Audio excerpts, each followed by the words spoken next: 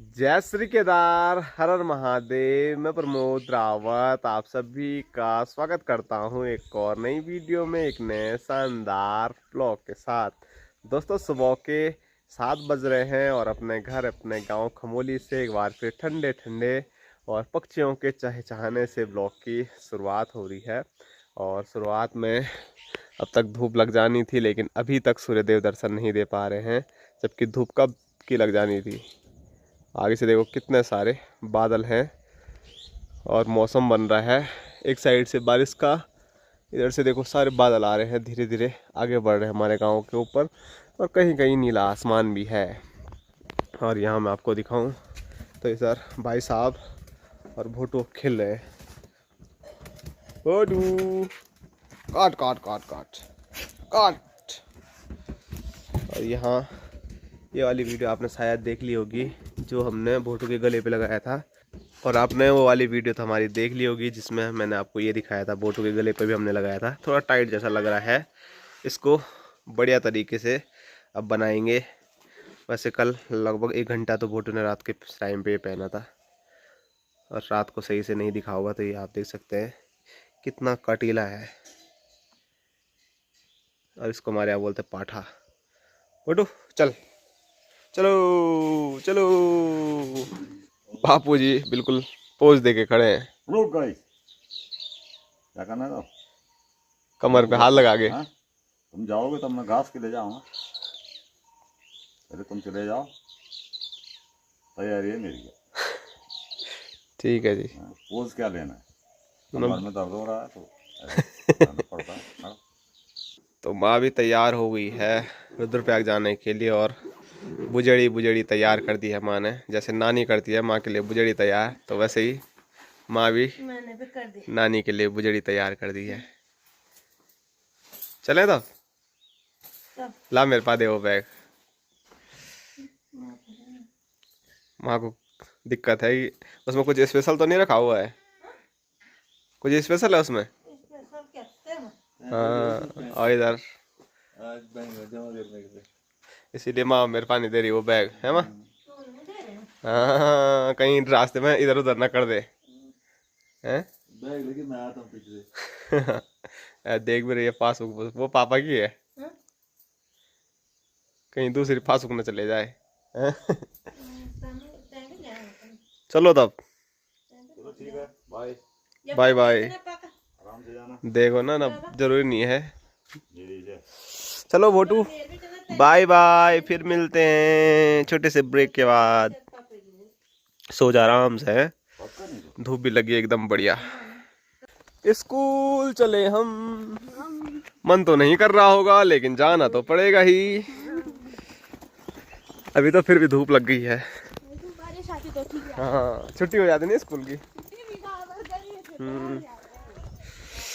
तो चलो bye bye खमोली, फिर मिलते हैं। और सुबह सुबह की जो स्कूल होती है ना आजकल, अपने टाइम पे हम भी मतलब उठने का मन ही नहीं कर रहा था स्कूल जाने के लिए, तो इनका भी नहीं कर रहा होगा।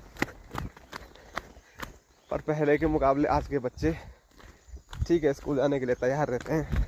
मैं अपनी बात कर रहा हूँ, मेरे तो मतलब सुबह उठने का मन ही नहीं करता था, लेकिन फिर भी कभी भी माँ बापूजी ने हमको स्कूल की छुट्टी करने नहीं दी।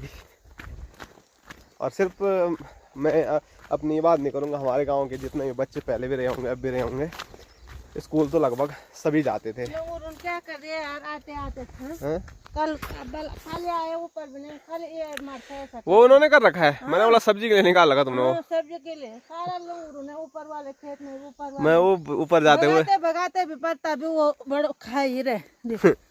जो एक नहीं रख रहे उसको। ये देखो, बड़ी बड़ी मुश्किल से कुछ मरचे के पौधे हो रखे थे, उन्होंने सारे पत्ते खा लिए। जहाँ तक मरचा है वो कहाँ तक खाया वो मरचा। मैंने सोचा सब्जी के लिए निकाला है, कीड़ा लग गया इस पे कुछ। तो ऐसे ही है।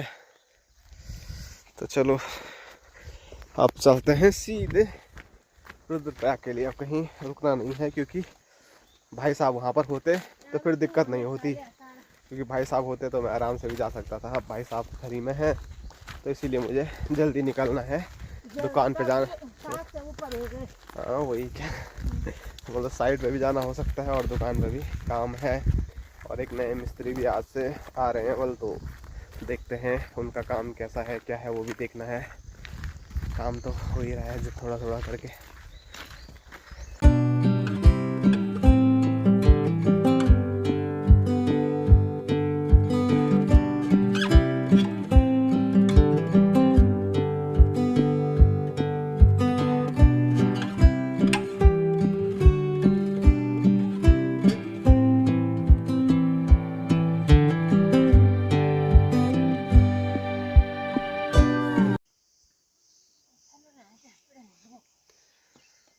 तो माँ आज अपने घुटने घर ही भूल गई बल। और माँ को डाउन चलने पे कितनी दिक्कत है वो मैं आपको कई बार बताता हूँ। और फिर भी शॉर्टकट आ रही है माँ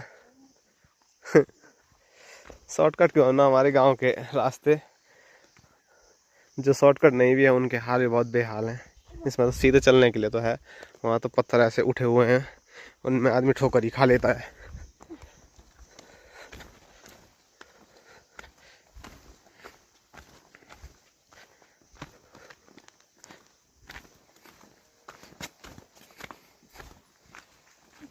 दोस्तों दिन के 2:30 बज रहे हैं और लगभग 8:30 बजे मैं रुद्रप्रयाग पहुंच गया था। लेकिन उसके बाद काम पे लग गया तो फिर ब्लॉग बनाने की फुर्सत नहीं मिली। और अभी आ रखा हूं मैं भाई साहब के कमरे पे, लेकिन यहाँ पर भाई साहब है नहीं। भाई साहब तो गांव में ही हैं और कब आएंगे कुछ पता नहीं। तो दिन का जो आज का खाना है वो मैं खुद अपने लिए यहीं पर बना रहा हूँ, क्योंकि सासू माँ और संजना भी जा रखे हैं श्रीनगर जरसासू जी के साथ। तो आजकल अब खाना मुझे ही बनाना है जब तक भाई साहब नहीं आ जाते। आएंगे भी तो फिर कोशिश करेंगे जो दोबारा जो मैंने काम काफ़ी पहले छोड़ दिया था खाना बनाने का, क्योंकि जब मैंने श्रीनगर में था तब तो बनाता था, लेकिन उसके बाद घर में कभी खाना ही नहीं बनाया। अब कमरे पे हूँ तो ऐसे खाना बनाना पड़ेगा, क्योंकि होटल का खाना मैंने बीच में खाया था तो मैं बीमार हो गया था और मुझे मतलब बाहर का खाना पचता भी नहीं है, तो दिक्कत है। इसीलिए जैसे बनाऊँगा खुद के लिए बना ही लूँगा। तो यहाँ पर खाना भी लगभग बन ही गया है, बस मैंने ठंडा होने के लिए रखा हुआ है। तो जैसे ही खाना ठंडा होता है उसके बाद खाते हैं और फिर भागे भागे चलते हैं दुकान पे, क्योंकि दुकान पे एक नए मिस्त्री आए हैं तो उनके साथ आज कोई भी नहीं है, तो मुझे ही वहाँ पर उनके साथ रहना है। तो खाना खाते हैं और चलते हैं दुकान पे। और अगर वो वीडियो में आना चाहेंगे तो फिर नए मिस्त्री को भी वीडियो में ले लेंगे, लेकिन कई बोलते हैं कि नहीं हमको वीडियो में नहीं निकालना है, तो फिर कैसे दिखाएं। दोस्तों सुबह के 8:30 हो रहे हैं और ये एक और नया दिन है और नए दिन में आप सभी का स्वागत है। तो कल दिन में जैसे मैंने खाना पीना खाया फिर दुकान पे व्यस्त हो गया और इतना ज़्यादा थक गया था कि कमरे पे आके सीधे सो गया। और आज सुबह सुबह अभी क्या बोलते हैं लगभग 5-6 बजे मैं दुकान पे चले गया था, कहीं सामान भेजना था तो सामान गया। अभी नाश्ता किया और मैंने सोचा अब जाके थोड़ा वीडियो शूट कर लेते हैं। और सुबह सुबह ना इतनी ज़्यादा गर्मी महसूस हो रही है, तो दिन में साइडों पर कैसा काम होगा पता नहीं, क्योंकि 2 साइडों पे आज काम करने जाना है। बहुत बुरे हाल है, तो देखते हैं क्या होता है। और सुबह सुबह थोड़ा लग रहा था कि आज मौसम बारिश का बनेगा, लेकिन जैसे दिन आगे बढ़ा तो वैसे ही तेज़ धूप लग गई है और उमस तो आज कुछ ज़्यादा ही हो रही है। पिछले 2-3 दिन से कोई बारिश नहीं, कुछ नहीं है। बीच में लगातार 2 दिन बारिश हुई थी, लेकिन उसके बाद ऐसा सूखा पड़ गया है, ऐसी गर्मी हो गई है कि हालत ख़राब हो रही है। ये आप देख सकते हैं आसमान पूरा नीला हो गया है, कहीं कहीं ज़रूर बादल हैं, लेकिन ये बारिश वाले बादल मुझे नहीं लग रहे हैं।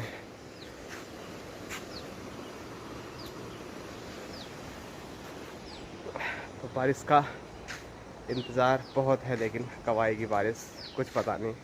जल्द आ जाती तो हालत थोड़ा सुधर जाती, नहीं तो साइडों पे तबीयत और बिगड़ जाएगी, क्योंकि तबीयत मुझे लग भी नहीं रही है अपनी सही कुछ दिनों से।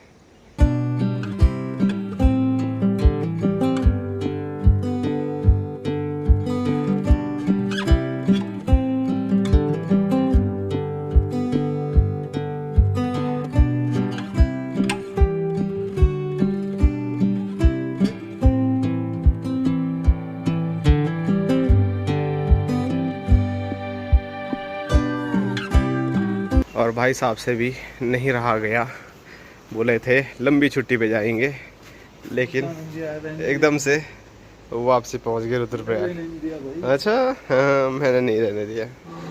तो भाई साहब के प्रिय मित्र बिज्जू भाई कल ही नीचे आ गए, तो वो उन्हीं के साथ शाम को नीचे आ गए थे। हाँ बहुत बीत गई थी मेरे पे। वैसे सही में बीत गई थी, मज़ा नहीं कर रहा हूँ, क्योंकि एक आदमी दुकान पे भी भागेगा और साइड पे भी भागेगा तो बीतेगी तो ज़रूर। लेकिन चलो आज भाई साहब आ गए हैं, तो मैं अब साइडों पे आराम से शांति से रह सकता हूँ। नहीं तो कोई दुकान पे आ रहा है तो भागे भागे वहाँ से दुकान पे आना पड़ रहा है साइडों पे।